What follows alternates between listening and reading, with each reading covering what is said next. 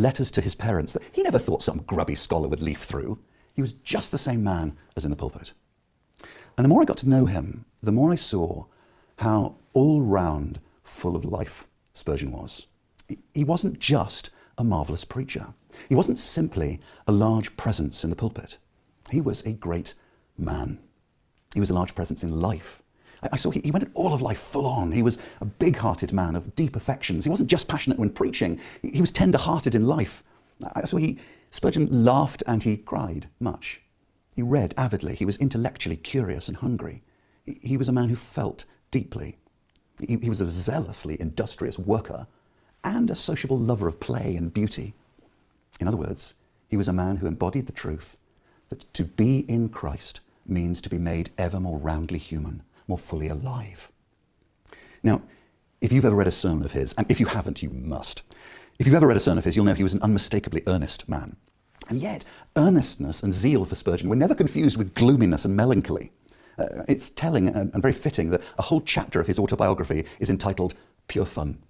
A friend of his called William Williams once said, "What a bubbling fountain of humour Mr. Spurgeon had, and I've laughed, I believe, more in his company than during all the rest of my life besides."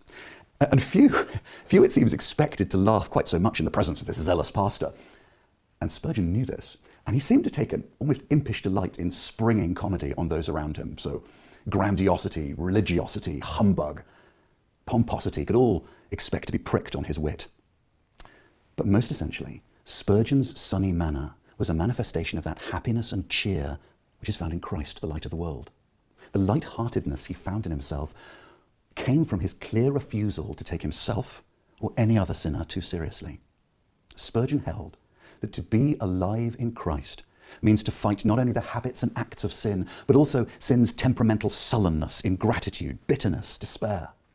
And so to enter into Christ's life entails entering into the joy of being fully human, of being at peace with the blessed or happy God of glory. Spurgeon knew and lived out his belief that the Christian life is not a dull, ethereal existence on some higher, invisible plane.